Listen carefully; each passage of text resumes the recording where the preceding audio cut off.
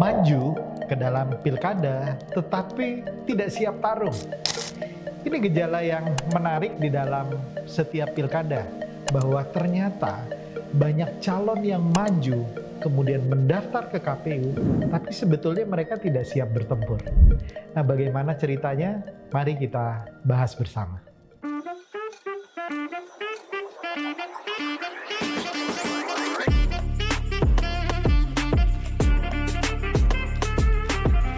Hai Sobat Politician Academy, bertemu lagi dengan Bung Gas Chandra, coach dari Politician Academy. Kali ini kita membahas sebuah fenomena yang menarik, yaitu maju sebagai kandidat di dalam pilkada, tetapi sesungguhnya mereka tidak siap bertarung. Bahkan dalam bahasa saya, mereka mempersiapkan kekalahan mereka sendiri.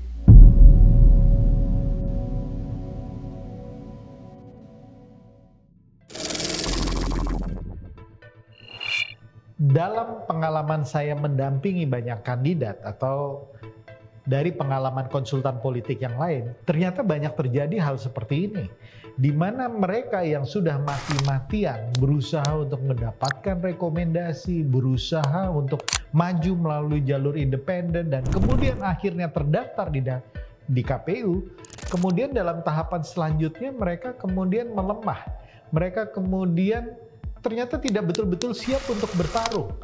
Ternyata mereka, yang saya katakan tadi, mempersiapkan kekalahan mereka sendiri. Nah, dalam pengalaman saya ada 3 sebab mengapa saya bisa melihat bahwa mereka ini sebetulnya kandidat-kandidat yang tidak siap bertempur.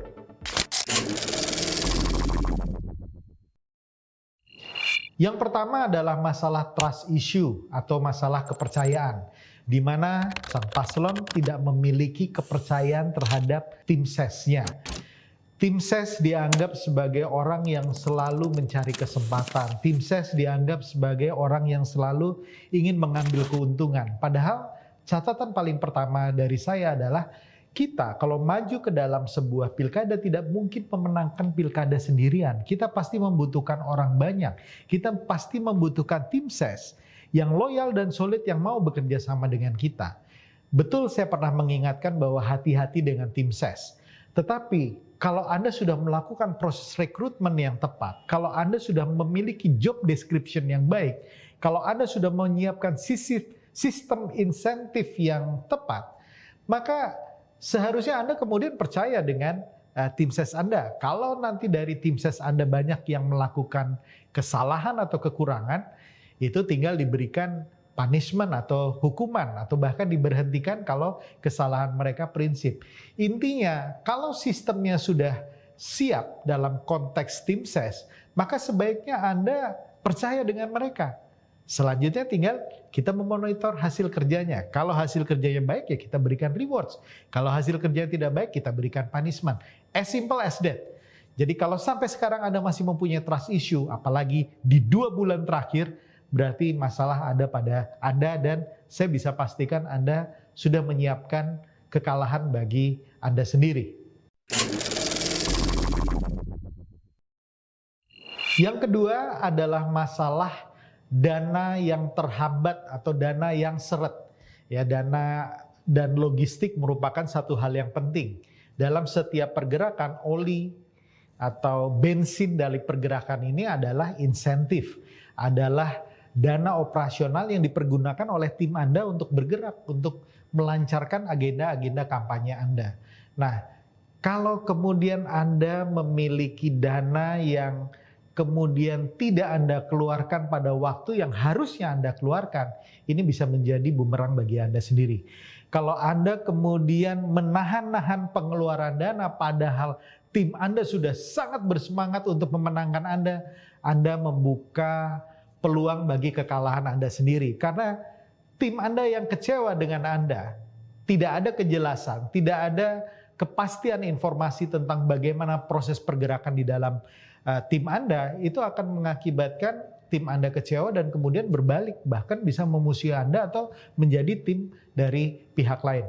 Oleh karena itu, dalam konteks dana, saya selalu menekankan pentingnya manajemen dana dan logistik. Di mana di dalam manajemen dana dan logistik, itu ada waktu-waktu di mana kita perlu mengeluarkan dana sebesar apa sesuai dengan alokasi yang kita sudah tetapkan semula.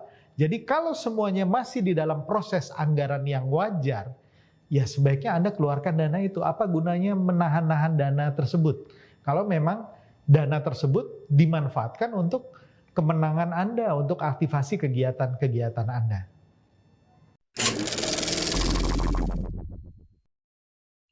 Yang ketiga, berkaitan dengan aktivasi pergerakan kampanye yang lambat.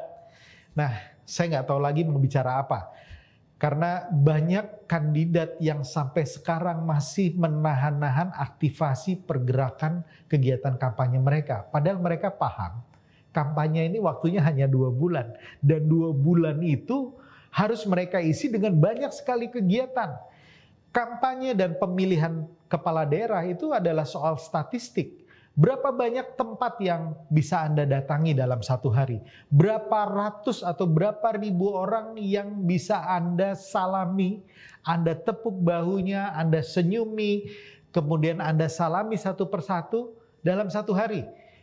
Berapa banyak jumlah target suara Anda yang nanti Anda harus munculkan di dalam kegiatan-kegiatan bersama masyarakat, ya. Jangan bicara dulu mengenai politik uang. Politik uang itu di belakang. Saya pernah katakan di dalam vlog saya sebelumnya, di dalam konten saya sebelumnya, bahwa yang namanya politik uang pada akhirnya yang akan dipilih oleh orang tersebut adalah mereka yang duluan disentuh oleh mereka, mereka yang duluan bertemu dengan mereka, dengan pemilih-pemilih Anda, mereka yang kemudian tersenyum, berhasil ditemui, dan bukan cuman ada di spanduk-spanduk dan di baliho, bukan yang ada cuman di media-media sosial, tapi yang ditemui langsung oleh pemilih Anda. Sehingga efek mulai dari tahu, kenal, suka itu dapat, dan kemudian dari suka kemudian dipilih dan dicoblos. Nah, ini adalah proses yang tidak mudah, yang memerlukan aktivasi segera Anda turun ke lapangan. Jadi kalau aktivasi kegiatan kampanye Anda masih ditahan-tahan di hari ini, saya boleh pastikan kemungkinan besar Anda akan kalah. Ya, jadi ini 3 hal yang menurut saya Anda sebagai calon kepala daerah perlu memikirkan. Waktu hanya terbatas, hanya 2 bulan. Tidak ada waktu lama lagi untuk berpikir lagi, untuk memutuskan akan melakukan seperti apa. Anda udah harus langsung dalam setiap hari ada tindakan-tindakan, ada aktivasi-aktivasi kampanye yang dilakukan baik di darat, di udara, di berbagai lini lainnya yang bertujuan untuk memenangkan Anda. Jadi mulai dilakukan itu, jangan sekali lagi, jangan Anda bangga hanya dengan menjadi calon gubernur, calon wakil gubernur, calon bupati, calon wali kota. Jangan cuma bangga sebagai peserta pemilu, tetapi kemudian Anda kalah di dalam pemilu tersebut. Nah, semoga 3 poin ini dapat membantu Anda, dapat memperlancar kegiatan-kegiatan kampanye Anda. Saya doakan kemenangan untuk Anda dan salam kemenangan.